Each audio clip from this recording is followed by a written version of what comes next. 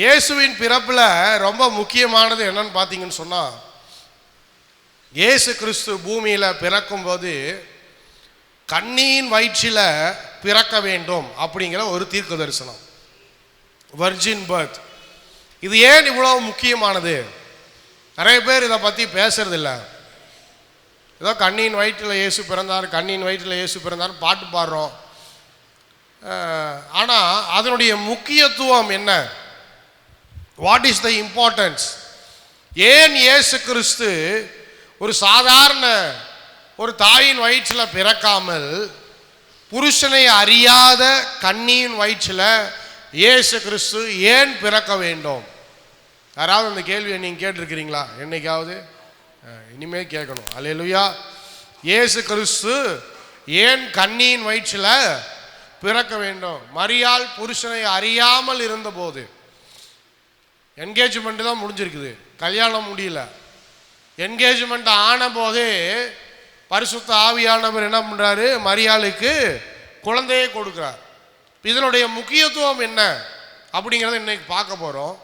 மத்தேயு எழுதின சுவிசேஷம் 1ஆம் அதிகாரம் 23ஆம் வசனம், 22ஆம் வசனம், 23ஆம் வசனம் வாசிங்க. மத்தேயு எழுதின சுவிசேஷம் 1ஆம் அதிகாரம் 22ஆம் வசனம், 23ஆம் வசனம். தீர்க்கதரிசியின் மூலமாய் கர்த்தராலே உரைக்கப்பட்டது நிறைவேறும்படி இதெல்லாம் நடந்தது. அவன் இதோ ஒரு கன்னிகை கர்ப்பவதியாகி ஒரு குமாரனை பெறுவாள், அவளுக்கு இம்மானுவேல் என்று பெயரிடுவார்கள் என்று சொன்னான். இம்மானுவேல் என்பதற்கு தேவன் நம்மோடு இருக்கிறார் என்று அர்த்தமாம். போதும். 23ஆம் வசனம், 22ஆம் வசனத்தில் என்ன சொல்லுது? தீர்க்க தரிசனங்கள்லாம் நிறைவேறும்படியாக. அப்போ இயேசு கிறிஸ்துனுடைய பிறப்பு என்பது சும்மா நடக்கல. இயேசு கிறிஸ்துனுடைய பிறப்பு பல நாட்களாக, பழங்காலங்களாக இப்படி ஒரு மேசியா என்பவர் பூமியிலே தோன்றுவார் என்று தீர்க்கதரிசிகளால் என்ன பண்ணப்பட்டது?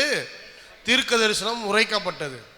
விசேஷமாக தீர்க்க தரிசனத்தில் ரொம்ப முக்கியமானது என்னன்னு சொன்னால், அவர் இப்படி இருப்பார், கன்னியின் வயிற்றில் அவர் பிறப்பார், பாவம் அறியாதவராய் இருப்பார், பரிசுத்தராய் இருப்பார். அதே போல் எருசலேம் ரொம்ப முக்கியமான ஒன்று தீர்க்க தரிசனத்தில். அதே போல் நாசரேத் ரொம்ப முக்கியமான ஒன்று தீர்க்க தரிசனத்தில். அதே போல் பெத்லகேம் ரொம்ப முக்கியமான ஒன்று தீர்க்க தரிசனத்தில். ஏரோது கொலை செய்கிறான், மாட்டு கொட்டாயில் பிறக்கிறாரு, அதுவும் தீர்க்க தரிசனமாக உரைக்கப்பட்டிருக்கிறது. அப்போ இந்த மாதிரியாக இயேசு கிறிஸ்துவனுடைய பிறப்பை குறித்து பல தீர்க்க தரிசனங்கள், கிட்டத்தட்ட 55, நான் தோராயமாக சொல்கிறேன், சரியான இது தெரியல, தோராயமாக சொல்கிறேன், கிட்டத்தட்ட 55 தீர்க்க தரிசனங்கள் இயேசு கிறிஸ்துவை பற்றி பழைய ஏற்பாட்டில் நமக்கு சொல்லப்பட்டிருக்கிறது. எத்தனை தீர்க்க தரிசனங்கள்? 55, தோராயமாக சொல்கிறேன். 50க்கும் அதிகமான தீர்க்க தரிசனங்கள் பழைய ஏற்பாட்டில் இயேசு கிறிஸ்துவை பற்றி என்ன பண்ணப்பட்டிருக்கிறது? சொல்லப்பட்டிருக்கிறது. அப்போ இயேசு கிறிஸ்து சும்மா தோன்றல, பல ஆண்டுகளாக, இதெல்லாம் பல ஜெனரேஷனாக பல ஆண்டுகளாக என்ன பண்ணப்பட்டது? இயேசு கிறிஸ்து என்பவர் பிறப்பார், இயேசு கிறிஸ்து என்பவர் பிறப்பார் அப்படின்னு சொல்லி மக்களுக்கு ஏற்கனவே மேசியா வருவார், மேசியா வருவார், மேசியா வருவார் திரும்ப திரும்ப திரும்ப திரும்ப சொல்லப்பட்டிருந்ததுனால இயேசு கிறிஸ்து பிறக்கும் போது எல்லாரும் என்ன பண்ணாங்க? ரொம்ப ஆர்வமாக, ரொம்ப எதிர்பார்ப்போடு, ரொம்ப அவருடைய வருகையை நோக்கி இருந்த ஜனங்களா என்ன பண்ணாங்க? இயேசு கிறிஸ்துவை வரவேற்றாங்க, அவருடைய பிறப்பையே வரவேற்றாங்க. அப்போ இப்போ முக்கியமான ஒன்று என்னன்னு சொன்னால், கன்னியின் வயிற்றில் பிறக்க வேண்டும். கன்னியின் வயிற்றில் பிறப்பது அப்படின்னா வர்ஜின், ஆங்கிலத்தில் சொல்லுவாங்க மேரி இஸ் அ வர்ஜின். அதாவது மேரி என்பவள் தன்னுடைய புருஷனோடு எந்த விதமான தொடர்பிலும் இல்லாமல் அவள் என்ன பண்ணுறா, சுத்தமான ஒரு ஸ்திரீயா என்ன பண்ணுறா, இயேசு கிறிஸ்துவினுடைய பிறப்பு நடக்கிற வரைக்கும் இந்த மேரி தன்னுடைய கர்ப்பத்தை பாதுகாத்து வைத்திருந்தாள். இப்போ என்ன நடக்குது? அடுத்தது லூக்கா எழுதின சுவிசேஷத்துக்கு போவோம். 1ஆம் அதிகாரம் 27ஆம் வசனத்திலிருந்து வாசிங்க. லூக்கா எழுதின சுவிசேஷம் 1ஆம் அதிகாரம் 27ஆம் வசனத்திலிருந்து வாசிங்க. Luke chapter 1 from verse 27. வாசிங்க 27. தாவீதின் வம்சத்தானாகிய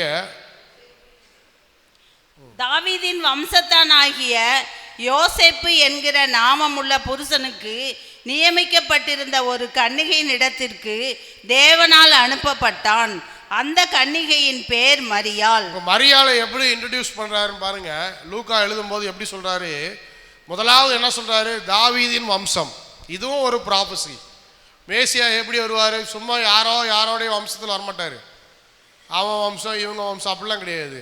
தாவீதினுடைய வம்சம் அப்படின்னா லீனியாலஜி, அந்த ஜீனியாலஜி வந்து என்ன பண்ணணும், அந்த தாவீதின் வழியே என்ன பண்ணணும், தாவீதினுடைய வம்சத்தில் வர வேண்டும். அப்போ அந்த தாவீதின் வம்சத்தினாகிய யோசேப்பு என்னும் நாமமுள்ள புருஷனுக்கு நியமிக்கப்பட்டிருந்த ஒரு கன்னிகையின் இடத்தில், கரெக்டாக சொல்றாரு. என்ன சொல்றாரு? புருஷனுக்கு நியமிக்கப்பட்டிருந்த, அதாவது இந்த ஸ்திரீ தான் இந்த யோசேப்புக்கு திருமணத்தில் ஒப்பந்தம் செய்யப்பட்டிருந்த, நியமிக்கப்பட்டிருந்த ஒரு கன்னிகையின் இடத்திற்கு தேவனால் என்ன பண்ணப்பட்டான், அனுப்பப்பட்டான். அந்த கன்னிகையின் பெயர் என்ன? மரியாள். வாசிங்க 28. அவள் இருந்த வீட்டில் தேவதூதன் பிரவேசித்து கிருபை பெற்றவளே வாழ்க, கிருபை பெற்றவளே வாழ்க, கர்த்தர் உன்னுடனே இருக்கிறார், கர்த்தர் உன்னுடனே இருக்கிறார், ஸ்திரீகளுக்குள்ளே நீ ஆசீர்வதிக்கப்பட்டவள் என்றான். ஸ்திரீகளுக்குள்ளே நீ ஆசீர்வதிக்கப்பட்டவள் என்றான். அவளோ அவனை கண்டு அவன் வார்த்தையினால் கலங்கி இந்த வாழ்த்துதல் எப்படிப்பட்டதோ என்று சிந்தித்துக் கொண்டிருந்தாள்.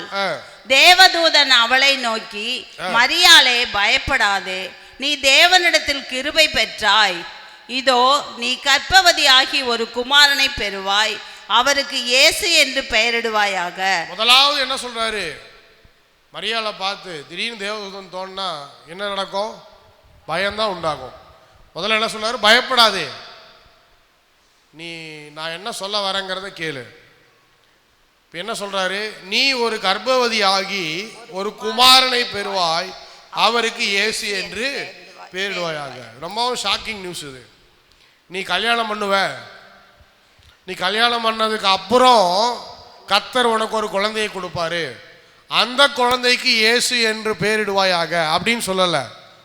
நீயும் யோசேப்பும் சேர்ந்து ஒரு குழந்தையை பெற்றெடுப்பாய், அந்த குழந்தைக்கு இயேசு என்று பெயரிடுவாயாக அப்படின்னு சொல்லலை.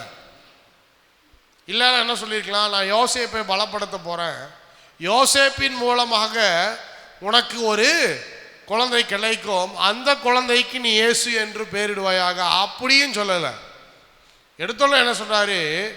இதோ நீ கர்ப்பவதியாகி ஒரு குமாரனை பெறுவாய். அப்போ முதலாவது சொல்ற காரியம் என்னன்னு சொன்னா, உனக்கு திருமணம் ஆகிறது ஒரு பக்கம் இருக்கட்டும், நீ யோசேப்போடு இணைந்து வாழ போறது ஒரு பக்கம் இருக்கட்டும், பட் யூ ஆர் சோசன், நீ வந்து தேவனால் தெரிந்து கொள்ளப்பட்டிருக்கிறாய். அதுக்குத்தான் மேல இருக்கிற அந்த வார்த்தை, கிருபை பெற்றவள், தேவனிடத்தில் கிருபை பெற்றவளே, கர்த்தருடனே இருக்கிறார், ஸ்திரீகளுக்குள்ளே நீ ஆசீர்வதிக்கப்பட்டவள். 3 வார்த்தை சொல்றார். என்ன சொல்றாரு? இது எவ்வளவு பெரிய பாக்கியம். இயேசு கிறிஸ்துவை இந்த உலகத்துக்கு நீ பெற்றெடுப்பதற்காக தேவன் உன்னை என்ன பண்ணியிருக்கிறாரு? தெரிந்தெடுத்திருக்கிறாரு. இது எவ்வளோ பெரிய பாக்கியம். ஏன் நீங்க கேட்கலாம், பாஸ்டர் ஏன் பாஸ்டர் மரியாதை போய் தேர்ந்தெடுத்தாரு? எலிசபெத்தை தேர்ந்தெடுத்திருக்கலாம்ல, வேற யாராவது தேர்ந்தெடுத்துக்கலாம்ல. அதனால தான் சொல்லப்பட்டிருக்கிறது கிருபை பெற்றவளே வாழ்க. அப்படின்னா என்ன அர்த்தம்? அது தேவனுடைய கிருபையினால் அந்த அழைப்பு மரியாளுக்கு கொடுக்கப்பட்டிருக்கிறது. இப்போ யாருக்கு வேணாலும் கிடைக்கலாம். ரெண்டாவது இன்னொரு காரியத்தை சொன்ன, ரொம்ப முக்கியமானது ஒன்று என்னன்னு சொன்னா, தாவீதின் வம்சமாக இருக்க வேண்டும். இன்னொரு காரியத்தை பிறகு சொல்றேன். தாவீதின் வம்சமாக இருக்க வேண்டும், பாவம் இல்லாத ஸ்திரீயா இருக்க வேண்டும், தேவனை நெருங்கி அவரோடு நல்ல ஒரு ஐக்கியம் கொண்ட ஒரு யூத ஸ்திரீயா இருக்க வேண்டும். இது எல்லாத்தையும் பார்த்து தான் தேவனுடைய கிருபை யாருக்கு வருது? மரியாளுக்கு வருது. உடனே என்ன பண்றா? அடுத்து சொல்றாரு, கர்த்தர் உடனே இருக்கிறார். இப்போ ஆண்டவர் என்ன பண்றாரு? ஒரு ஒரு ஒரு ஒரு ஒரு ஒரு ஒரு விதமான ஒரு கான்ஃபிடன்ஸ் மரியாளுக்கு கிடைக்குது. என்னன்னு சொன்னா, ஒரு நம்பிக்கை கிடைக்குது. என்னன்னு சொன்னா, கர்த்தர் உன்னோடு இருக்கிறார். தேவதூதன் சொன்ன போது கர்த்தர் என்னோடு இருக்கிறார், ஸ்திரீகளுக்குள்ளே நீ ஆசீர்வதி. எத்தனையோ ஸ்திரீகள் இருக்கிறாங்க, அந்த எல்லா ஸ்திரீகளை காட்டிலும் நீ ஆசீர்வதிக்கப்பட்டவளா இருக்கிறார். இயேசு கிறிஸ்துவை சுமக்கிறதுக்கு எவ்வளோ பெரிய பாக்கியம் மரியாளுக்கு கிடைச்சிருக்குது. அதனால தான் சொல்லப்பட்டிருக்கு, ஸ்திரீகளுக்குள்ளே நீ ஆசீர்வதிக்கப்பட்டவள் சொல்லி அப்புறம் தான் சொல்றாரு, இதோ நீ கர்ப்பவதியாகி, 31ஆம் வசனம், இதோ நீ கர்ப்பவதியாகி ஒரு குமாரனை பெறுவாய், அவருக்கு இயேசு என்று பெயரிடுவாயாக. அடுத்து சொல்றாரு, வாசிங்க.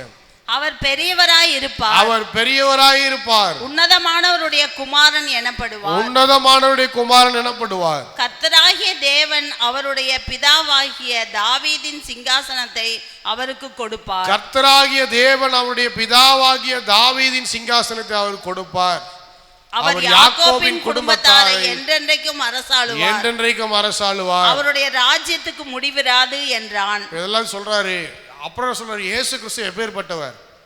ஏதோ சாதாரணமான குழந்தைன்னு நினைச்சிடாத. இது சாதாரணமான குழந்தை அல்ல. இது யார் அப்படின்னு சொல்லி பார்த்தீங்கன்னு சொன்னா, இயேசு கிறிஸ்து பெரியவராய் இருப்பார், உன்னதமானவருடைய குமாரன் எனப்படுவார்.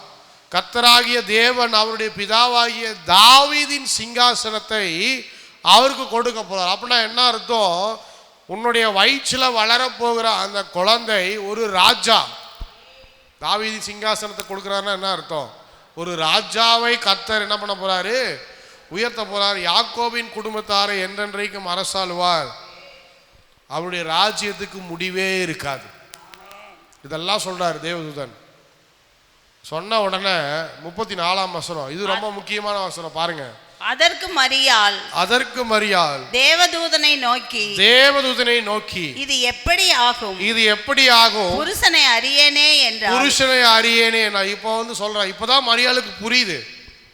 என்னன்னா, கல்யாணத்துக்கு பிறகு குழந்தை பிறக்க போறது இல்ல, இப்பவே கல்யாணத்துக்கு முன்னாடியே குழந்தை என்ன பண்ண போகுது? உண்டாக போகுது. நான் கர்ப்பவதியாக போறேன். அதை தான் தேவதூதன் இவ்வளவு நேரம் சொல்லிட்டு இருக்கிறாரு அப்படிங்கிறது இப்பதான் புரியுது. அப்ப என்ன சொல்றா மரியாள்? என்ன சொல்றா? இதுவரை நான் இன்னும் யோசேப்போடு சேரவே இல்லை. அப்ப யோசேப்போடு இன்னும் சேராத பட்சத்துல நான் எப்படி கர்ப்பம் தரிக்க போகிறேன்னு சொல்லி என்ன பண்றா? தேவதூதனை பார்த்து கேள்வி எழுப்புறா. 35ஆம் வசனம், தேவதூதன் அவளுக்கு பிரதியுத்தரமாக பரிசுத்த ஆவி உன்மேல் வரும். பாருங்க எப்படி அந்த குழந்தை உண்டாகுது அப்படின்னு சொன்னா, முதலாவது பரிசுத்த ஆவி உன்மேல் வரும், உன்னதமானவருடைய பலம் உன்மேல் நிழலிடும், ஆதலால் உன்னிடத்தில் பிறக்கும் பரிசுத்தம் உள்ளது, தேவனுடைய குமாரன் எனப்படும். இதுதான் ஆன்சர். கன்னியின் வயிற்றில இயேசு கிறிஸ்து ஏன் பிறக்க வேணும் அப்படின்னு சொன்னா, அவர் சொல்றாரு, பரிசுத்த ஆவியினால் இந்த குழந்தை கர்ப்பம் தரிக்கப்பட வேண்டும். ஏன்னு சொன்னா, ஒரிஜினல் சின், மனுஷனுடைய பாவம். ஆதாம் ஏவாள் பாவம் செஞ்சிட்டாங்க. முதலாவது யார் பாவம் செஞ்சது? ஏவாள் செய்கிறா. அப்புறம் தன்னுடைய புருஷனை என்ன பண்ணா, அதில் உள்ள இழுக்கிறா, அவனும் பாவம் செஞ்சிட்டான். அப்போ அந்த நாள் முதற்கொண்டு ஆதாமுடைய வம்சம், ஏவாளுடைய வம்சம், அடுத்து என்ன நடந்துகிட்டே வருது? ஒவ்வொரு வம்சத்திலும் பாவம் இருக்குதா இல்லையா? தொடர்ந்து கொண்டே வருது. யாரும் அந்த பாவத்துக்கு முற்றுப்புள்ளி வைக்கவே முடியல. ஒரு நாள் இயேசு கிறிஸ்து கர்த்தர்னு வச்சுக்குவோம். இயேசு கிறிஸ்து புதிய ஏற்பாட்டில் தான். ஒரு நாள் ஆண்டவர் கர்த்தர் என்ன பண்ணுறாரு, நோவாவை கூப்பிட்டு என்ன பண்ணுறாரு, சொல்கிறாரு, இந்த இடத்துலையே நீ தான் நீதிமானாக இருக்கிற, you are the most riches person. நான் உன்னை நீதிமானாக பார்க்குறேன், உன் குடும்பத்தை நீதியுள்ள குடும்பமாக பார்க்குறேன், உன்னைய மட்டும் நான் என்ன பண்ண போகிறேன், இந்த பேழைக்குள்ளே வைத்து காப்பாற்ற போகிறேன், உலகம் ஃபுல்லாக அழிக்க போகிறேன். அப்போ அவருடைய எதிர்பார்ப்பு என்ன அப்படின்னு சொன்னால், இந்த உலகம் முழுசு என்ன பண்ணப்படும், அழிக்கப்பட்டு இந்த ஒரு பரிசுத்த குடும்பத்தை வச்சு, இந்த ஒரு பரிசுத்த ஜாதியை வச்சு என்ன பண்ணிடலாம், பூமி முழுசும் பரிசுத்தம் நிறைந்த மக்களால் என்ன பண்ணிடலாம், நிரப்பிடலாம். இதுதான் கான்செப்ட். என்ன பண்ணுறாரு, அதே மாதிரி பேழைக்குள்ளே வைக்கிறாரு. அவன் பரிசுத்தமாக தான் இருக்கிறான், பிள்ளைகள்லாம் பரிசுத்தமாக தான் இருக்கிறாங்க. அப்புறம் எல்லாத்தையும் போட்டு அழிக்கிறாரு. அழித்ததுக்கப்புறம் கொஞ்ச நாள் ஆகுது, எல்லோரும் வெளியே வராங்க. வெளியே வந்தோடனே வானவில் என்ன பண்ணுறாரு, காண்பிக்கிறார். புயல் வரும்போதெல்லாம் நமக்கு வானவில் வருது, வானவியலை காண்பிக்கிறார். மழை வரும்போதெல்லாம் வானவியலை காண்பித்து அவனோடு உடன்படிக்கை பண்ணுறார். என்ன பண்ணுறாரு, இனிமேல் நான் உலகத்தை அழிக்க போகிறதில்லை. அப்போ அவருடைய எதிர்பார்ப்பு என்னன்னு சொன்னால், நோவாவின் நிமித்தம், நோவாவின் அந்த குடும்பத்தில் இருந்து நல்ல ஒரு பரிசுத்த சந்ததி இந்த என்ன பண்ணோம், இந்த பூமியை நிரப்போம். பரிசுத்த பிள்ளைகள் என்ன பண்ணுவாங்க, பூமியை நிரப்புவாங்க. இது தேவனுடைய எதிர்பார்ப்பு. என்ன நடந்துச்சு, பரிசுத்தமாக இருந்தாங்களா? கொஞ்ச நாள் ஆச்சு, நோவாவின் சந்ததியிலே என்ன உண்டாயிடுச்சு, பாவம் உண்டாயிடுச்சு. அவன் பார்க்கும்போது இப்படியாக தேவனாகிய கர்த்தர் இந்த பாவத்திற்கு முடிவு கட்ட எத்தனையோ விதத்தில் இந்த பூமியில ஒரு பரிசுத்த கூட்டத்தை உருவாக்க வேண்டும் என்று சொல்லி பாவத்தை முற்றிலுமாய் அழிக்க வேண்டும். இந்த பாவம் ஜனங்களை மேற்கொள்ளக்கூடாது. எப்படியோ இது ஆதாம் மூலமா ஏவாள் மூலமா உள்ள வந்துருச்சு, இது எப்படியாவது நம்ம என்ன பண்ணோம், சரி செய்து இந்த பாவத்தை பூமியிலிருந்து முற்றிலுமாய் நீக்க வேண்டும் என்று சொல்லி தேவன் எடுத்த எல்லா விதமான காரியத்திலும் பாவம் திரும்ப திரும்ப திரும்ப திரும்ப வந்து என்ன பண்ண முடியல, ஆண்டவர் நினைத்ததை பூமியில செய்ய முடியல. மறுபடியும் பாவம். இவங்க காலெல்லாம் போச்சு, நியாயாதிபதிகளுடைய காலம். கர்த்தர் என்ன பண்ணாரு, ஒவ்வொரு கோத்திரத்துக்கு நியாயாதிபதிகளை என்ன பண்ணியிருந்தாரு, நியமித்து வச்சிருந்தார். ஜட்ஜஸ், அதான் புக்கில் நம்ம வாசிக்கிறோம். நியாயாதிபதிகள் ஒரு புஸ்தகம் கொடுக்கப்பட்டிருக்கிறது வேத புஸ்தகத்தில், புக் ஆஃப் ஜட்ஜஸ் அப்படின்னு சொல்லிட்டு. அதில் என்னன்னு பார்த்தீங்கன்னா, ஒவ்வொரு கோத்திரத்துக்கு ஒவ்வொரு நியாயாதிபதி கர்த்தர் ஏற்படுத்தினார். நியாயாதிபதி என்ன செய்யணும், யாரும் பாவம் பண்ணக்கூடாது, எல்லாரும் ஆண்டவரை தேடணும், பரிசுத்தராக இருக்கணும் அப்படின்னு சொல்லி எல்லாரையும் பார்க்க வேண்டியது, கவனிக்க வேண்டியது யாருடைய வேலை, இந்த நியாயாதிபதிகளுடைய வேலை. கடைசியில் பார்த்தா அவங்களே பாவம் பண்ணாங்க. ஆண்டவர் பார்த்தாரு, என்னடா பண்ணுறது. அடுத்து நியாயாதிபதிகள் காலம்லாம் போனதுக்கப்புறம் ராஜாக்களின் காலம் வந்துச்சு. ஜனங்களே ராஜாவை கேட்டாங்க, எங்களுக்கு ராஜா வேணும், இஸ்ரவேலுக்கு ராஜா வேணும், மக்கள் தான் கேட்டாங்க. சரி, ஆண்டவர் பார்த்தாரு, சரி ஒரு பொறுப்புள்ள ஒரு ராஜாவை கொடுத்தா என்ன பண்ணலாம், நம்ம இது பண்ணலாம், இவங்களை வச்சு நடத்தலாம் அப்படின்னு சொல்லி என்ன பண்ணாரு, ராஜாக்களை கொடுத்தார், தீர்க்கதரிசிகளையும் கொடுத்தார். இப்போ என்ன நடந்துச்சு பாருங்க. முதல் ராஜாவே யாரு, சவுல் தான். அவன் அழைக்கும் போது நல்லா இருந்தான், ராஜா ஆனதுக்கு அப்புறம் அவனுக்குள்ள என்ன பூந்துருச்சு, பாவம் பூந்துருச்சு, அவனும் விழுந்து போயிட்டான். சரி, அவனை தள்ளிட்டு தாவீது எழுப்பினார். தாவீது தேவனோடு நெருங்கினவன் என்று அழைக்கப்பட்டான். ஆண்டவர் தெரிந்து கொள்ளும் போது என்ன பண்றான், அவன் சிங்கத்தின் வாயை என்ன பண்றான், கிழிக்கிறான். அந்த அளவுக்கு பலன், கோலியாத்தை ஜெயிக்கிறான். பல இடங்கள்ல போய், பல தேசங்கள்ல போய் எல்லாரையும் போட்டு வெட்டி சாய்க்கிறான். இஸ்ரவேல் உயர்கிறது. தாவீதின் கீழே இஸ்ரவேல் வம்சம், இஸ்ரவேலின் கோத்திரம் அப்படியே தலை நிமிர்ந்து நிற்கிறது. அதுக்கு தான் இங்கே சொல்லப்பட்டிருக்கிறது, தாவீதின் சிங்காசனத்தை நான் அவருக்கு கொடுப்பேன். யாருக்கு, இயேசுவுக்கு கொடுப்பேன். ஏன் அது சொல்லப்பட்டிருக்கிறதுன்னு சொன்னால், அந்த காலத்தில் தாவீது தான் ராஜா, அவர் அடிச்சுக்கிறதுக்கு ஆள் இல்லை. அந்த மாதிரி பெரிய லெவலில் தாவீது என்ன பண்றாரு, போய் அரசாட்சி செய்து அவரு என்ன பண்றாரு, பாவத்தில் விழுறாரு. அடுத்தது அவங்க பிள்ளைகள், அப்சலோம் அவன் முதல்ல பாவி. அடுத்தது சாலமோன், அவன் கொஞ்ச நாள் ஆட்சி பண்ணான், கடைசியில் அவனும் பாவத்தில் விழுந்தான். அடுத்தது ராஜாக்கள் வந்தாங்க, ரொம்ப நாள் நீடிக்க முடியல, எல்லாரும் கொஞ்சம் கொஞ்சம் வருஷங்கள் தான், அவங்கவுங்க அப்படியே எல்லாம் விழுந்தாங்க. இஸ்ரேல் ரெண்டா பிரியுது, வடக்கு இஸ்ரேல், தெற்கு இஸ்ரேல். இப்போ இந்த வடக்கு இஸ்ரேல் சுத்தமாக ஆண்டவர் விட்டு விலகி போயிடுச்சு, டோட்டலாக விலகி போயிடுச்சு. தெற்கு இஸ்ரேலில் பெஞ்சமின் கோத்திரம், யூதாவின் கோத்திரம் பாருங்க, அதையும் பிரிசர்வ் பண்ணுறாரு. எதுக்காக பிரிசர்வ் பண்ணுறாரு அப்படின்னு சொன்னால், இயேசு கிறிஸ்து அந்த கோத்திரத்தில் பிறக்கணுங்கிறதுக்காக தான் அதையும் பிரிசர்வ் பண்ணுறார். இதுவும் தீர்க்க தரிசனம் தான். அப்போ இதில் எல்லாம் என்ன பார்க்கலாம் அப்படின்னு சொன்னால், பழைய ஏற்பாட்டு முழுவதிலும் ஒரு யுத்தம் என்னன்னு சொன்னால், பாவத்துக்கும் நீதிக்கும், பாவத்துக்கும் நீதிக்கும் ரெண்டுத்துக்கும் யுத்தம் நடந்துக்கிட்டே இருக்குது. அதில் எல்லாரும் பாவத்தில் விழுந்துடுறாங்க. அப்படின்னா என்ன அர்த்தம், ஆதியில் இருந்த பாவம் மனுஷர்களுக்குள்ளே அது தொடர்ந்து கொண்டே வருகிறது. பாவம் அறியாத ஒரு மனுஷன் பூமியில யாருமே இல்லை. பாவம் அறியாத புருஷன் பூமியில யாருமே இல்லை. அப்படின்னா என்ன அர்த்தம், ஒரு குழந்தை பிறக்குதுன்னு சொன்னா அந்த குழந்தையினுடைய வித்து பாவத்தில் நிறைந்திருக்கிறது. அதான் வேத புஸ்தகம் சொல்லுது. அப்ப அந்த குழந்தை உண்டாகும் போதே அந்த குழந்தைக்குள்ள என்ன போயிடுது, பாவம் போயிடுது. நான் அடிக்கடி நல்ல ஒரு உதாரணம் சொல்லுவேன். நம்ம பிள்ளைகளுக்கு நாம் யார், நீங்கள் போய் பொய் சொல்லுங்க, திருடுங்க, ஏமாத்துங்க அப்படின்னு யாரும் சொல்லி கொடுக்குறதே கிடையாது.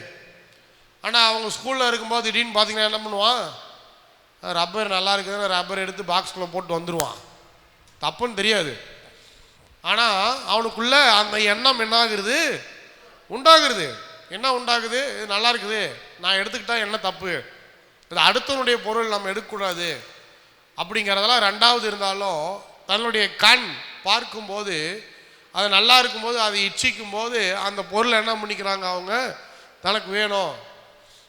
அப்புறம் நம்மள்கிட்ட நாம் ஒன்றும் பொய் சொல்லணும்னு சொல்கிறதில்ல. அவங்களாம் என்ன பண்ணுவாங்க, பயந்துட்டு நமக்கு பயந்துக்கிட்டு ஏதாவது ஒரு பொய்யை சொல்லுவாங்க. இல்லை நான் செய்யலை, நான் பார்க்கல, நான் அடிக்கலை. ரெண்டு பேரும் சண்டை போட்டுக்குவாங்க, அண்ணனும் தங்கச்சியும். எங்கள் வீட்டில் ரெண்டு பேரும் சண்டை போட்டு யாரா முதல்ல அடித்ததுன்னா இவன் அவனை சொல்லுவான், அவன் இவனை சொல்லுவான். ரெண்டு பேரும் மாற்றி மாற்றி சொல்லிக்குவாங்க. நான் அடிக்கலன்ட்டு நம்ம தான் கண்டுபிடிக்கணும் யார் ஃபஸ்ட்டு அடித்தான்ட்டு. எதுக்காக சொல்கிறேன் அப்படின்னு சொன்னால், நம்ம ஒன்றும் என்ன பண்ணுறதில்ல, அவங்கள பாவத்தில் நீங்கள் போங்க அப்படின்னு சொல்லி நாம் யாரும் என்ன பண்ணுறதில்ல, எதுவும் சொல்கிறதில்ல. ஆனால் ஆட்டோமேட்டிக்காகவே அவங்களுக்குள்ளே இருக்கிற அந்த பாவத்தினுடைய வெளிப்பாடு வெளியே வர ஆரம்பிக்கிறது.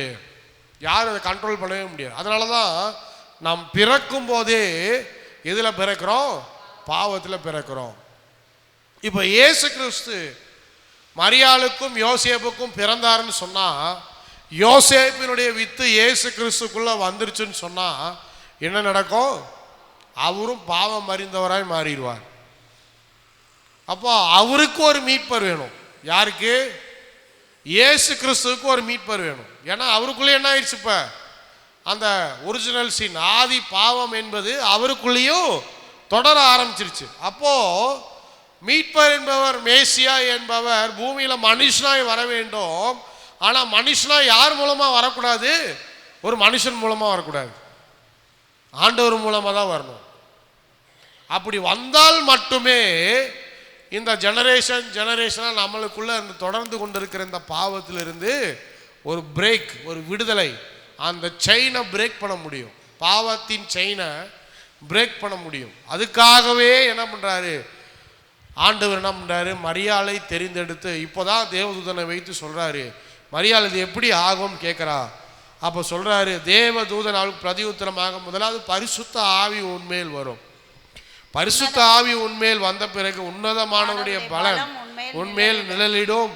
ஆதலால் உன்னிடத்தில் பிறக்கும் பரிசுத்தம் உள்ளது தேவனுடைய குமாரர் எனப்படும். உன்னிடத்தில் பிறக்கிற குழந்தை 100% நோ சின், பாவமே இல்லாமல், பாவத்தினுடைய வித்து இல்லாமல், பரிசுத்தராய் உன்னிடத்தில் பரிசுத்த ஆவியின் மூலமாவே உனக்கு உண்டாக்கப்படும். அல்லேலூயா சொல்லுங்க. இது ஃபர்ஸ்ட் டைம் இல்லை.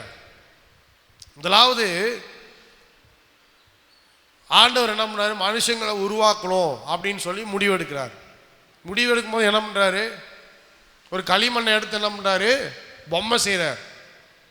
களிமண்ணை எடுத்து பொம்மை செஞ்சு அதுக்கு எப்படி உயிர் கொடுக்குறாரு? யார் உயிர் கொடுத்தது?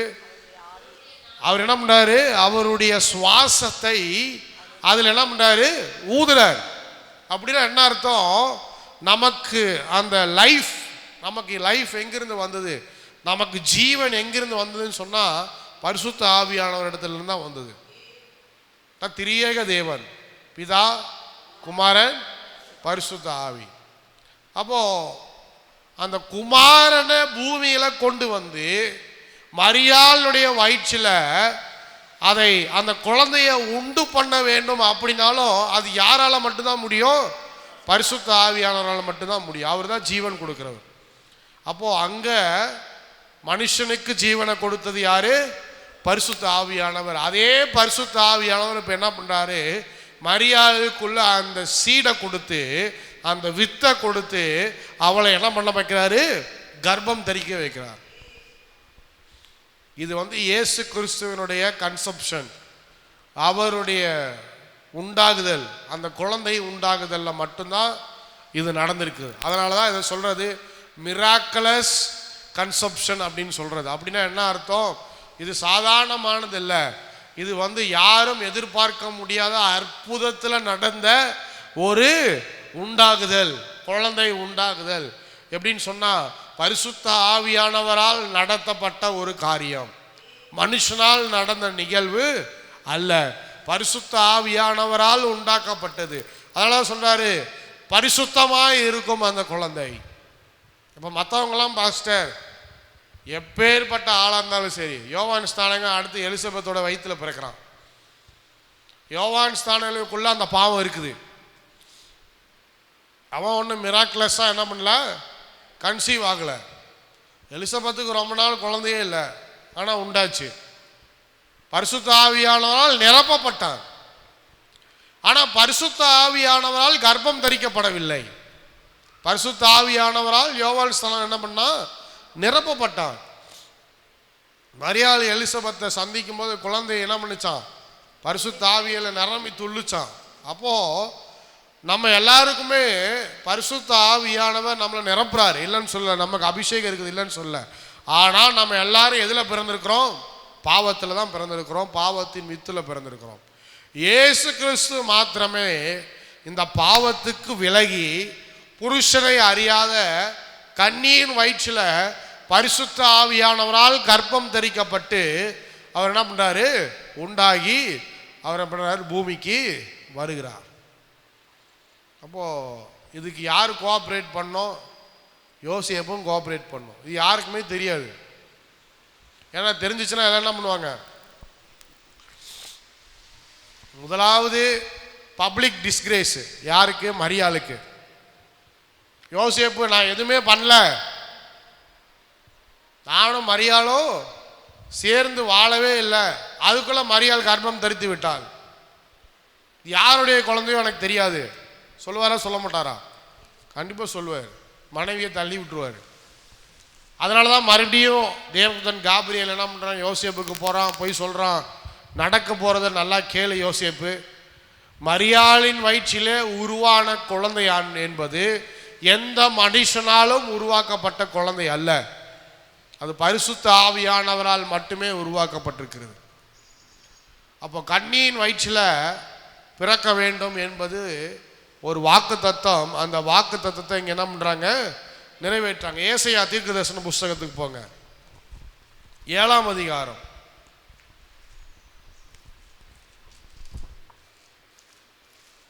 ஏசாயா தீர்க்கதரிசன புஸ்தகம், புக் ஆஃப் ஐசையா, சாப்டர் 7, 14ஆம் வசனம், 14 வாசிங்க. Chapter 7 verse 14. ஆண்டவர் தாமே உங்களுக்கு ஒரு அடையாளத்தை கொடுப்பார். தீர்க்கதரிசனம் என்ன? The God will give you a sign. ஆண்டவர் தாமே உங்களுக்கு ஒரு அடையாளத்தை கொடுப்பார். என்ன அந்த அடையாளம்? இதோ ஒரு கன்னிகை கர்ப்பவதியாகி ஒரு குமாரனை பெறுவாள். அடையாளம் என்ன? இதோ ஒரு கன்னிகை கர்ப்பவதியாகி குமாரனை பெறுவாள். அவருக்கு இம்மானுவேல் என்று பெயரிடுவாள். அவருக்கு இம்மானுவேல் என்று பெயரிடுவாள். இதுதான் அடையாளம். இந்த தீர்க்க தரிசனம் எப்போ எழுதப்பட்டது? எப்பயோ எழுதப்பட்டுச்சு, இயேசு கிறிஸ்துவுக்கு முன்னாடி. இது பழைய ஏற்பாட்டில் இருக்குது, புதிய ஏற்பாட்டில் இல்லை, பழைய ஏற்பாட்டில் இருக்குது. பழைய ஏற்பாட்டில் இருக்கும்போதே தீர்க்க தரிசனம் சொல்லப்பட்டிருக்கிறது என்னன்னு சொன்னால், இதோ ஒரு கன்னிகை. இதுதான் அடையாளம். மேசியாவுக்கு அடையாளம் என்ன? அந்த வர்ஜின் பர்த் தான் மேசியாவுக்கு அடையாளம். ஒரு கன்னிகை கர்ப்பவதியாகி ஒரு குமாரனை கொடுப்பாள், அவருக்கு இம்மானுவேல் என்று பேர். இதே தீர்க்க தரிசனம் தான் திரும்பவும் வந்து காபிரியல் என்ன பண்றாரு? மரியாள்கிட்ட வந்து சொல்றாரு, இதுதான் இந்த தீர்க்க தரிசனம், இம்மானுவேல் என்று நீ பெயரிட வேண்டும். அப்போ ஆல்ரெடி தெரியும் மேசியா என்பவர் கன்னியின் வயிற்றில் தான் என்ன பண்ணோம்? உருவாகி பிறக்க வேண்டும் என்பது. அப்போ அடுத்தது பார்த்தீங்கன்னு சொன்னா, இப்போ இது இன்னொரு காரியத்தையும் குறிக்குது. ஒரு விதத்தில் பார்த்தீங்கன்னு சொன்னா, இயேசு கிறிஸ்து நம்மளுடைய அந்த பாவத்தினுடைய தொடர்ச்சியில் வராம பரிசுத்த ஆவியானவரால் டைரக்டா பூமிக்கு அனுப்பப்பட்டு அவருக்கும் பாவத்துக்கும் எந்த சம்பந்தமும் இல்லாமல் பரிசுத்தராய் தோன்றுவதற்காக 100% அவர் வந்து பாவம் அறியாதவராய் தோன்றுவதற்காக கன்னியின் வயிற்றில் ஆண்டவர் என்ன பண்றாரு? இந்த பிறப்பை உண்டாக்குறாரு. அடுத்து இன்னொரு காரியம், எபிரேயர் 7ஆம் அதிகாரத்துக்கு போங்க. புதிய ஏற்பாட்டில் ஹீப்ரூஸ் சாப்டர் 7, எபிரேயர் 7ஆம் அதிகாரம் 26ஆம் வசனத்தை வாசிங்க. பரிசுத்தரும், எல்லாரும் பாருங்க, இது இயேசு கிறிஸ்துவை பத்தி சொல்லப்படுகிறது. பரிசுத்தரும் குற்றமற்றவரும் மாசில்லாதவரும் பாவிகளுக்கு விலகினவரும் வானங்களிலும் உயர்ந்தவருமாய் இருக்கிற இவ்விதமான பிரதான ஆசாரியரே நமக்கு ஏற்றவராய் இருக்கிறார். அடுத்து சொல்லப்பட்டிருக்கிறது என்னன்னு சொன்னா, பிரதான ஆசாரியர் நமக்கு எல்லாருக்கும் தெரியும். பிரதான ஆசாரியர்னா யாரு? ஆண்டவருக்கும் மனுஷங்களுக்கும் ஒரு தொடர்பை ஏற்படுத்துறவர். அப்போ ஆண்டவரோடு அவர் பேசுறவரா இருக்கணும், மனுஷனோடு அவர் பேசுறவரா இருக்கணும். இப்போ வெறும் மனுஷனா இருந்தா ஆண்டவரோடு பேச முடியாது. ஏன்னா பாவத்தோடு இருக்கிறவன் எப்படி ஆண்டவரை தரிசிக்க முடியாது. இப்போ வெறும் ஆண்டவரா இருந்தா மனுஷனோட பேச முடியாது. இந்துக்கள் சொல்றாங்கல்ல அவதாரம், அது வந்து பார்த்தீங்கன்னா ஒரு டிஃப்ரெண்ட் கான்செப்ட். எப்படி வேணாலும் அவதாரம் எடுக்கலாம். இன்னைக்கு ஒரு அவதாரம், நாளைக்கு ஒரு அவதாரம், நாளானைக்கு ஒரு அவதாரம். நேற்று வந்து அவர் மயிலா இருப்பார், இன்னைக்கு கிருஷ்ணராக இருப்பார், நாளைக்கு என்னவா மாறிடுவார்? பசுவாக கூட மாறிடுவார் நாளைக்கு. நான் சொல்கிறது கரெக்டாக இல்லைன்னு தெரில. இப்போ ஆக மொத்தத்தில் அவர் என்ன பண்ண முடியாது? ரொம்ப நேரம் என்ன பண்ண முடியாது? மனுஷங்களோடு இருந்து மனுஷங்களாகவே இருந்து மனுஷங்களோட பேச முடியாது. ஏன்னா அவதாரம் மாறிட்டே இருக்கும். இப்போ இதில் எது அவர் வந்து ஒரிஜினல் அப்படின்னு கேட்டால் அவங்களுக்கே தெரியாது எது வந்து ஒரிஜினல். இப்போ இன்னொன்று சொல்லணும்னா, சிவன் அவர் ஒரு காடு, பிரம்மர் அவர் ஒரு காடு. இதெல்லாம் தெரிஞ்சுக்கணும் நம்ம. இப்போ சிவன் பெரியவரா, பிரம்மன் பெரியவரா, இது எல்லாமே ஒவ்வொரு அவதாரம், ஒவ்வொரு ரெவலேஷன், அதாவது கடவுளுடைய வெளிப்பாடு. அப்படிதான் அவங்க சொல்றாங்க, கடவுளுடைய வெளிப்பாடு, ரெவலேஷன். சிவன் யார்? அவரும் கடவுள் தாங்க. பிரம்மர் யார்? அவரும். விஷ்ணு யார்? அவரும் கடவுள் தான். இப்போ இதில் யார் பெரியவர் அப்படின்னா, சிவனை பார்த்தவன், சிவன்கிட்ட பேசுனவன், சிவனோடு ஐக்கியமாக இருக்கிறவங்களாம் சிவன் தான் பெரியவருமா. இதுவே பிரம்மரை வணங்கிட்டு இருக்கிறவன், பிரம்மனோடு ஐக்கியமாக இருக்கிற சிவனெல்லாம் ஒரு பெரிய ஆளா? பிரம்மன் தான் உலகத்தையே படைச்சாரு, அவர் தான் த மோஸ்ட் ட்ரையூன் அப்படின்னு சொல்லி அவன் ஒரு ஃபிலாசபி வச்சிருக்கிறான். பிரம்மத்திலிருந்து தான் எல்லாம் உண்டாச்சுங்க, சிவனே பிரம்மத்திலிருந்து தான் வந்தார். அப்போ யார்? பிரம்மர் தான் பெரியவர் அப்படின்மா. அப்போ இதில் ஒவ்வொரு ரெவலேஷனை ஒவ்வொருத்தர் பெற்று இப்போ என்ன சொல்கிறாங்க, அதுதான் அவங்களுக்கு தெரியும். இப்போ அதே போல் இயேசு கிறிஸ்து நேற்று ஒரு ஆளாக தேவதூதனாக இருந்து அடுத்தது தீர்க்கதரிசியாக இருந்து, அடுத்து மீட்பரா ஒரு வெளிப்பாடை கொடுத்து சிலுவையில் போய் மனுஷனா மரிச்சாருன்னு வச்சுக்குவோம்.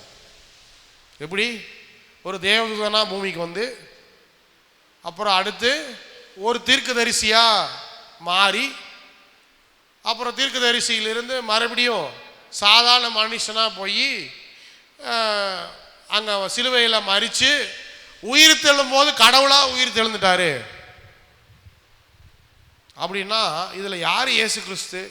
தீர்க்கதரிசியாக இருக்கிறவர் இயேசு கிறிஸ்துவா, இல்லை கடவுளா உயிர் தெழுந்தாரே அவரு இயேசு கிறிஸ்துவா, இல்லை தேவதூதனா பூமிக்கு வானத்திலிருந்து ஒயிட்டா அப்படியே ரக்கையோட வந்து இறங்கி வந்தாரே அவரு இயேசு கிறிஸ்துவா, இல்லை நல்லொழுக்கங்களை நமக்கு வந்து போதித்தாரு, கடவுளை பற்றி சொன்னாரு அந்த தீர்க்கதரிசி இயேசு கிறிஸ்துவா?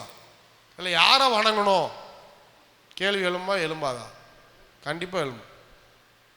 அப்போ தேவன் இந்த பூமிக்கு அனுப்பும்போது அவர் எப்படி இருக்கணும்? அவர் ஆண்டவரை அறிந்து இருக்கணும், மனுஷனோடு உறவாடுகிறவராக இருக்க வேண்டும், மனுஷனோடு பழகிறாவும் இருக்கும். தொட்டு பார்த்தா சரீரம் இருக்கணும், தேவதூதன் மாதிரி இருக்கக்கூடாது. கிருஷ்ணருக்கு ஒரு தடவை தொட்டு பார்த்தீங்கன்னா உள்ள கை உள்ளே போயிட்டு வெளியே வந்துடும். இன்னொரு தடவை தொட்டு பார்த்தீங்கன்னா சரீரம் இருக்கும், சரீரம் காணாமல் போகும். அப்படி இருக்கக்கூடாது. இயேசு கிறிஸ்துவுக்கு உயிர் தெழுந்த பிறகும் சரீரம் இருக்கணும். தோமாவுக்கு டவுட் வந்துருச்சு. அவன் என்ன சொல்லிட்டான்? இயேசு கிறிஸ்து எனக்கு தெரியும், உயிர் தெழுந்த இயேசு கிறிஸ்துவ எனக்கு தெரியாது. ஏன் நீ ஆவியாக கூட இருக்கலாம், இல்லை பிசாசா கூட இருக்கலாம். சும்மா இயேசு கிறிஸ்து மாதிரி மாறிட்டு வந்துட்டு நான் தான் உயிர் தெழுந்துட்டேன் நான் உன்னை எப்படி நம்புறது? கேட்டானோ இல்லையா? கேட்டான். தொட்டு பார்த்து தான் நான் என்ன பண்ணுவேன், நான் நம்புவேன். அப்போ என்ன சொன்னார்? வா என்னை தொட்டுப்பாரு, என்னுடைய கையில் அடித்த அந்த ஆணி என்ன பண்ணு பாரு, அது அந்த ரத்தத்தை பாரு, அந்த தழும்புகளை பாரு அப்படின்னு சொல்லி என்ன பண்ணுறாரு, அதை காட்டுறாரு. அப்போ அவருக்கு சரீரம் இருக்கு. அப்போ இயேசு கிறிஸ்து பூமிக்கு அனுப்பப்படும் போது பரிபூர்ணமாக நம்ம எப்படி இருக்கிறோமோ, நம்ம குழந்தைகள் எப்படி இருக்கிறோமோ, நம்ம சரீரம் எப்படி இருந்துச்சோ, கண் எப்படி இருந்துச்சோ, மூக்கு எப்படி இருந்துச்சோ, வாய் எப்படி இருந்துச்சோ, 100% ஒரு ஹியூமனா ஒரு மனுஷீக ரீதியில் அவர் என்ன பண்ணணும்? சரீரத்தை பெற்றவர் சாதாரண மனுஷனா அவர் பிறக்க வேண்டும். ஆனால் அதே நேரத்தில் மனுஷனுக்குள்ள இருக்கிற அந்த பாவத்தினுடைய வித்து முற்றிலுமாய் அவரிடத்திலிருந்து நீக்கப்பட வேண்டும். அப்படி நீக்கப்பட்டாதான் இங்க எபிரேயரில் சொல்லப்பட்டிருக்கிற மாதிரி பரிசுத்தரும் குற்றமற்றவரும் மாசில்லாதவரும் பாவிகளுக்கு விலகினவருமாய் இயேசு கிறிஸ்து என்ன பண்ண முடியும்? இந்த பூமியில திகழ முடியும். குற்றமற்றவர் மாசில்லாதவர் அப்படின்னா யாரு? கடவுள் தான். பூமியில் யாருமே கிடையாது. தேவதூதன் கூட விழுந்து போயிட்டான். தேவதூதன் கூட பாவத்தில் என்ன பண்ணிட்டான்? இன்னைக்கு லூசிஃபர் யாரு? விழுந்து போன தேவதூதன் தான் அவன். இன்னைக்கு பிசாசினுடைய கூட்டத்தை திரட்டி ஆண்டவரோடு போராடி கொண்டிருக்கிற, யுத்தம் பண்ணி கொண்டிருக்கிற யாருன்னு கேட்டா தேவதூதன் விழுந்து போயிட்டான், மனுஷனும் விழுந்து போயிட்டான். விழாத ஒரே ஆள் யாருன்னு சொன்னா அது ஆண்டவர் மாத்திரம்தான், இயேசு கிறிஸ்து மாத்திரம்தான். இயேசு கிறிஸ்து முன்னாடியே இருக்கிறாரு, தேவனுடைய வார்த்தையா இருக்கிறாரு. இப்போ மாம்சீகத்தில் வர வேண்டும். அப்போ என்ன பண்றாரு? பரிசுத்த ஆவியானவர் இந்த கிரியையை செய்து, அப்போ எல்லாத்துலேயும் 3 பேருடைய கிரியை இருக்குது பாருங்க. பிதாவையும் பார்க்க முடியும், இயேசு கிறிஸ்துவையும் பார்க்க முடியும், பரிசுத்த ஆவியையும் பார்க்க முடியும். பூமியை படைக்கும் போது பிதா இருக்கிறாரு, குமாரன் இருக்கிறாரு. வார்த்தையினால தான் உருவாக்குறாரு எல்லாத்தையும். வெளிச்சம் உண்டாவதாக வார்த்தையினால தான் உருவாக்குறார். வார்த்தை யாரு? இயேசு கிறிஸ்து. பரிசுத்த ஆவியானவர் என்ன பண்றாரு? ஜலத்தின் மேல் அசைவாடி கொண்டிருந்தார். அப்போ பிதா இருக்கிறாங்க, குமாரன் இருக்கிறாங்க, பரிசுத்த ஆவி இருக்கிறாங்க. அடுத்து நம்மளை செய்யறாங்க, பொம்மை செய்யறாங்க. பொம்மை செஞ்சு என்ன பண்றாரு? ஆண்டவர் என்ன பண்றாரு? நமக்குள்ள சுவாசத்தை ஊதுறாரு. அப்போ அதுலேயும் பிதா இருக்குது, குமாரன் இருக்கிறார், பரிசுத்த ஆவியானவர் இருக்கிறாங்க. இப்போ இயேசு கிறிஸ்துவனுடைய உண்டாகுதல்லையும் பிதா இருக்கிறாரு, குமாரன் இருக்கிறாரு, பரிசுத்த ஆவி இருக்குது. அப்போ பரிசுத்த ஆவி தான் என்ன பண்ணுது? இந்த கன்னிக்கு அந்த வித்தை கொடுத்து குழந்தைய என்ன பண்ணுகிறது? கன்சீவ் பண்ணுறதுக்கு, உண்டாவதற்கு உதவி செய்கிறது. அப்புறம் சொல்கிறாரு, தேவதூதன் சொல்கிறாரு, இவர் மகா பெரியவராக இருப்பார், உன்னதராக இருப்பார், இவருடைய முடிவு, இவருடைய ராஜ்யத்துக்கு முடிவே இருக்காது அப்படின்னு சொல்லி அப்படி சொல்ல. சாதாரணமான குழந்தை அல்ல, இது சரித்திரத்தையே மாற்ற போகிற ஒரு குழந்தையை கர்த்தர் உனக்கு என்ன பண்ணியிருக்காரு, கொடுத்துருக்கிறாரு அப்படின்னு சொல்லி. அடுத்து எபிரேயர் 10:10 வாசிங்க. எபிரேயர் 10ஆம் அதிகாரம் 10ஆம் வசனம். இயேசு கிறிஸ்துவினுடைய சரீரம், இயேசு கிறிஸ்துவினுடைய சரீரம் ஒரே தரம் பலியிடப்பட்டதினாலே, ஒரே தரம் பலியிடப்பட்டதினாலே அந்த சித்தத்தின்படி நாம் பரிசுத்தமாக்கப்படுகிறோம். பரிசுத்தமாக்கப்படுகிறோம். அடுத்தது என்ன சொல்ல வராரு அப்படின்னு சொன்னா, இப்போ ஏன் இவர் கன்னியின் வயிற்றில் பிறக்கணும்னு சொன்னா, கன்னியின் வயிற்றில் பிறந்து 100% பாவம் அறியாமலாய் இருக்கிறதுனால தான் என்ன பண்ண முடியும், தேவன் எதிர்பார்க்கிற அந்த பலியை நிவர்த்தி செய்ய முடியும். அடுத்தது என்ன, சாக்ரிஃபைஸ். ரொம்ப முக்கியமானது. பாவத்துக்கு தேவன் பண்ணின பரிகாரம் என்னன்னு சொன்னா பலி செலுத்துதல். எல்லாரும் செய்கிறாங்க. நோவா என்ன பண்ணுறான், வேலையை விட்டு இறங்கின உடனே என்ன பண்ணுறான், போய் பலி செலுத்துகிறான். எல்லாரும் பலி செலுத்துகிறாங்க, ஒவ்வொரு முறையும் பலி செலுத்துகிறாங்க. அடுத்தது அது கோயிலில் வந்துருச்சு, கோயிலில் கொடுக்கப்பட்டிருக்கிறது. பிரதான ஆசாரியர் என்ன பண்ணுறாரு, ஜனங்களுடைய பலிகளை கொண்டு போய் ஆண்டவரிடத்தில் கொடுத்து இந்த பலிகளை ஏற்றுக்கொண்டு அவர்களுக்கு பாவத்திலிருந்து விடுதலையை தாரோம் அப்படின்னு சொல்லி என்ன பண்ணுறாரு, பாவ மன்னிப்பு வாங்கி கொடுக்குறாரு. இப்போ அதுவும் ஃபெயிலியர். ஏன் ஃபெயிலியர் அப்படின்னு சொன்னால், பலி இல்லாத ஆட்டுக்குட்டியும், குற்றம் இல்லாத, டிஃபெக்ட் இல்லாத, அந்த பிரச்சனை இல்லாத ஆட்டுக்குட்டியையும் கோழியையும் புறாவையும் நம்மளால் என்ன பண்ண முடியல, ஆண்டவருக்கு கொண்டு போய் கொடுக்க முடியல. அவர் அந்தளவு பரிசுத்தர். அவ்வளோ பரிசுத்தரை நாம் பலி செலுத்தி திருப்திப்படுத்தணும்னு சொன்னால், இந்த உலகத்தில் இருக்கிற எந்த ஒரு காரியத்தை கொண்டு போய் கொடுத்தாலும் அவரால் என்ன பண்ண முடியாது, அந்த பரிசுத்தத்துக்கு ஈடாக ஈக்குவல் செய்ய முடியாது. இப்போ அதுக்கு தான் என்ன பண்ணுறாரு, இயேசு கிறிஸ்துவை இப்போ டிஃபெக்ட் இல்லாத ஆட்டுக்குட்டி, கபடற்ற பிழை இல்லாத ஒரு ஆட்டுக்குட்டியா என்ன பண்றாரு, இயேசு கிறிஸ்துவ பூமிக்கு அமிச்சதுனால இப்போ அவர் என்ன பண்றாரு, நம்மளுடைய பாவங்களுக்காக, நம்மளுடைய மீட்புக்காக அவர் என்ன பண்றாரு, போய் ஆண்டவரிடத்துல பலியாக தன்னை தானே என்ன பண்றாரு, ஒப்பு கொடுக்கிறார். ஒப்பு கொடுக்கும் போது அந்த சாக்ரிஃபைஸ் இஸ் அக்செப்டட், அந்த பலியானது ஏற்றுக்கொள்ளப்படுகிறது. வெளியிலே சொல்லுங்க. இப்போ நீங்களும் நானும் எத்தனை ஆடு வெட்டினாலும், எத்தனை கோழி வெட்டினாலும், எத்தனை விதத்தில் ஆண்டவருக்கு பலி செலுத்தினாலும் அது குறிப்பிட்ட லெவல் தான், அவருடைய பரிசுத்தத்துக்கு அது ஈடாகாது. ஆனால் இயேசு கிறிஸ்து பலியாக ஒப்பு கொடுக்கும் போது நிச்சயமாகவே நம்மளுடைய ஆதி பாவத்திலிருந்து என்ன பண்ணுச்சு, நமக்கு விடுதலை உண்டாயிருச்சு.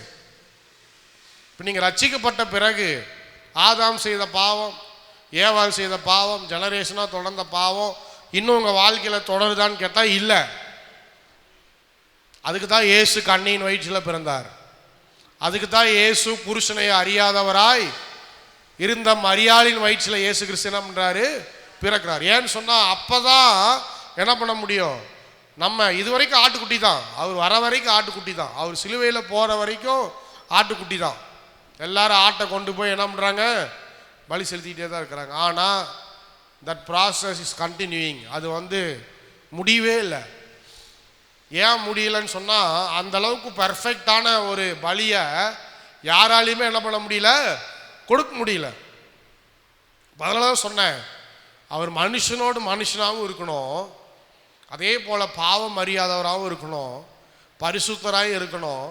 ரெண்டாவது, இப்போ அவர் பிறந்த பிறகு என்ன நடக்குது பாருங்க. வர்ஜின் பர்த்தில் வந்துட்டார், குற்றம் இல்லாமல் பிறந்துட்டார். பிறந்த பிறகும் பிசாசு என்ன பண்ணுறான், எப்படியாவது இவரை பாவத்தில் விழ வைக்கணுங்கிற காரியத்தையும் அவன் செய்து பார்த்தான்.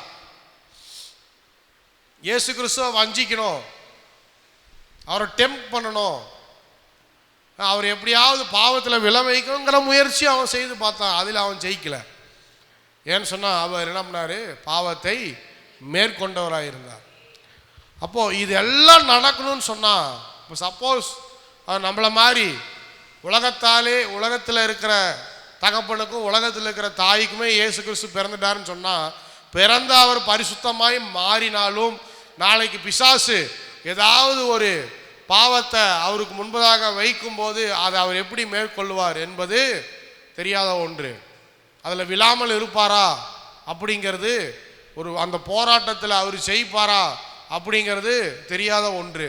ஆனால் பரிசுத்த ஆவியினால் கர்ப்பம் தரிக்கப்பட்ட போது பிசாசு எவ்வளவு விதமான பாவத்தினுடைய உணர்த்துதலை அவருக்கு முன்பாக வைத்து எப்படியாவது இவரை பாவத்தில் விழ வைக்க வேண்டும், எப்படியாவது இவரை ஆண்டவருடைய திட்டத்திலிருந்து பின்வாங்க வைக்க வேண்டும் என்று சொல்லி எவ்வளவு முயற்சி செய்தாலும் அதில் அவன் தோர்த்து போனான். எல்லாத்துலேயும் இவர் தான் ஜெயிச்சார். ஆமென், ஹல்லேலூயா. அது ரொம்ப முக்கியமான காரணம் என்னன்னு சொன்னால், இந்த கன்னியின் வயிற்றில் இயேசு கிறிஸ்து பாவம் அறியாதவராய் பிறந்ததுனால. இன்னொரு காரியம் ஒன்று வருது. இந்த கேத்தலிக்ஸ் இருக்கிறாங்க பாருங்க,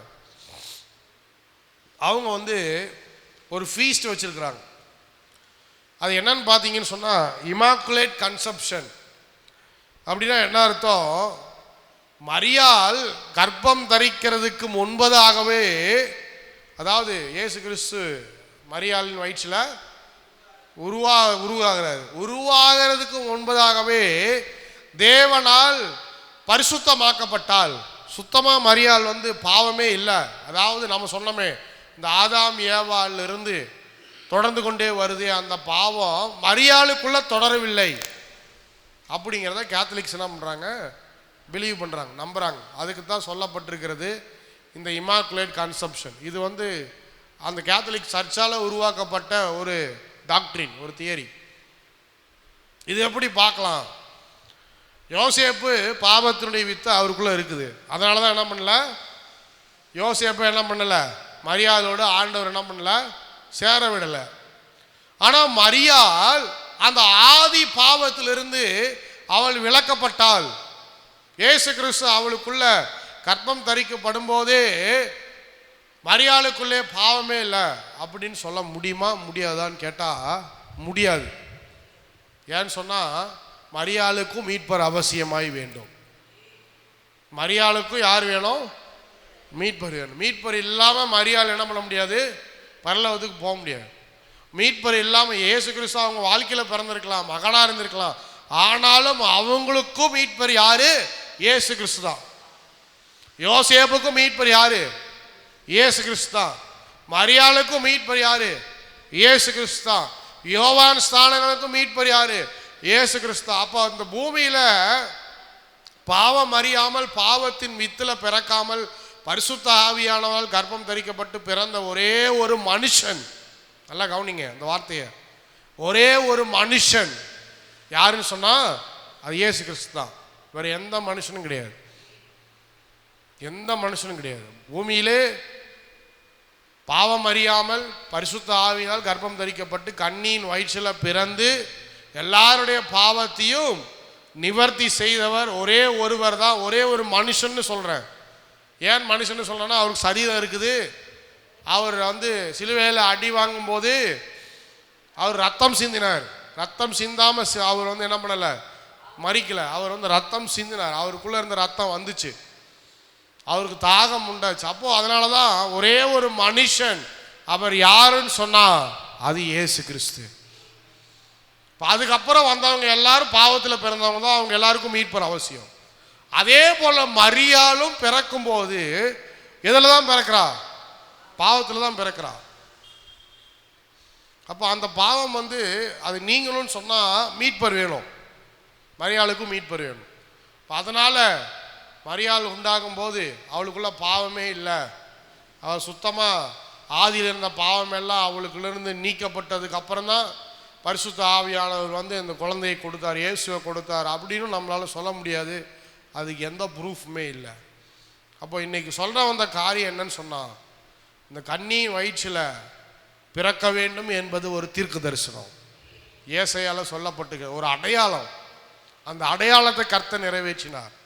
அது மாத்திரமல்ல, மரியாளை ஏன் தேர்ந்தெடுத்தாருன்னு சொன்னால், மரியாள் தாவீதினுடைய வம்சம், ரெண்டாவது மரியாள் யூத ஸ்திரீ, தேவனிடத்தில் கிருபை பெற்றவள். அந்த ஃபேவர், அந்த காட்ஸ் கிரேஸ் அவளுக்கு கொடுக்கப்பட்டது. மற்றவங்களை காட்டிலும் அது ஒரு கிஃப்ட்டு, ஒரு ஃபேவர்னு தான் சொல்ல முடியும். அது மரியாள் மற்றவங்களை காட்டிலும் பர்ஃபெக்டாக இருந்தா அதனால் அவளுக்கு உண்டாச்சு அப்படின்னு சொல்ல முடியாது. மற்றவங்க எல்லாரையும் காட்டிலும் மரியாள் விசேஷம், வித்தியாசமானவ அப்படின்னு சொல்ல முடியாது. மரியாள் தேவனிடத்திலிருந்து கிருபை பெற்றாள். It was a favour. தேவன் அவளுக்கு கிருபையினால் அந்த காரியத்தை அவருடைய வாழ்க்கையில் கொடுத்தாரு. அதே போல இந்த பாவம் இல்லாமல் பரிசுத்தராய் பலியாக வேண்டும் என்று சொன்னால் அந்த பலி எப்படி இருக்கணும்? பர்ஃபெக்டாக இருக்கணும். அந்த பலி எப்படி இருக்கணும்? டிஃபெக்ட் இல்லாமல் இருக்கணும். பாவம் இருக்கக்கூடாது, எந்தவித பிரச்சனையும் இருக்கக்கூடாது. முழுக்க தேவன் இடத்திலிருந்து வந்ததாக இருக்க வேண்டும். அப்படி வந்தவர் தான் இயேசு கிறிஸ்து. அவர் வந்தார், நமக்காக பலியாக சிலுவையிலே தன்னைத்தானே ஒப்பு கொடுத்தார், இரத்தத்தை சிந்தினார், சரீரத்தை பிட்டார். அதனால் நாம் இன்றைக்கு நீதிமான்களாக இருக்கிறோம். அல்லேலூயா. எழும்பி நிற்போம். இவ்வளவும் நடந்ததுடைய முக்கியமான காரணம் என்னன்னு சொன்னா, கன்னியின் வயிற்றில் அவர் தோன்றினதுனால. புருஷனை அறியாத ஸ்திரீயின் இடத்துல பரிசுத்த ஆவியானவரால் கர்ப்பம் தரிக்கப்பட்டு இந்த பூமியிலே பிறந்ததுனால இந்த காரியங்கள் எல்லாம் நடந்துச்சு. ஜெபம் செய்யும். நல்ல ஆண்டவரே, இந்த காலை நேரத்தில் கூட நீர் எங்களோடு பேசின வார்த்தைகளுக்காக நன்றி செலுத்துகிறோம். நீர் கன்னியின் வயிற்றில் பிறந்தீர், அது ஒரு அடையாளம் என்பதை இன்றைக்கு நாங்கள் அறிந்து கொண்டோம். அது ஒரு தீர்க்க தரிசனம் என்பதை நாங்கள் அறிந்து கொண்டோம். இதனால் இத்தனை நன்மைகள் உண்டானது என்பதை நாங்கள் அறிந்து கொண்டோம். நீர் பேசின வார்த்தைகளுக்காக நன்றி செலுத்துகிறோம். இன்றைக்கு வந்த ஒவ்வொருவரையும் ஆசீர்வதியும், அவருடைய குடும்பங்களை ஆசீர்வதியும், அவங்க தேவைகளை சந்தியும். கர்த்தர் இன்னும் அவங்களோடு இருந்து அவர்களை வழி நடத்த முடியாதுன்னு செபிக்கிறேன். பாதுகாத்து கொள்ளுங்க, உதவி செய்யுங்க. யாராவது இன்றைக்கு சுகம் இல்லாமல் இருக்கிறாங்கன்னா, பலன் இல்லாமல் இருக்கிறார்கள் என்று சொன்ன கர்த்தர் இப்பொழுதே சுகத்தையும் பலனையும் அவங்களுடைய வாழ்க்கையில் கொடுக்கும்படியாக நான் செபிக்கிறேன். ஆசீர்வதிங்க, வழி நடத்துங்க. சகல துதிக்கிற மகிமையெல்லாம் உமக்கே செலுத்துகிறோம். இயேசுவின் நாமத்தினால செபிக்கிறோம் நல்ல பிதாவே, ஆமென். எல்லாரும் சேர்ந்து சொல்லுவோமா?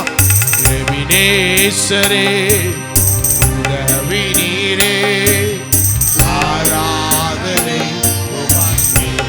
எல்ரோயி, எல்ரோயி, என்னை கண்டீரே, ஆராதனை உமக்கே. ஆராதனை. எபினேசரே, உதவி நீரே, ஆராதனை உமக்கே. எல்ரோயி, எல்ரோயி, என்னை கண்டீரே, ஆராதனை உமக்கே. துதிக்கின்ற போது இறங்கிடுவீரே, துதிகளின் நடுவே வாசம் செய்வீரே. துதிக்கின்ற போது இறங்கிடுவீரே, துதிகளின் நடுவே வாசம் செய்வீரே. ஆராதனை உமக்கே, ஆராதனை உமக்கே. வாரும் தூய ஆவியே, துதிகளை ஏற்றிடுவே. வாரும் தூய ஆவியே, துதிகளை ஏற்றிடுவே. ஆராதனை உமக்கே, என்றும் ஆராதனை உமக்கே. அல்லேலூயா.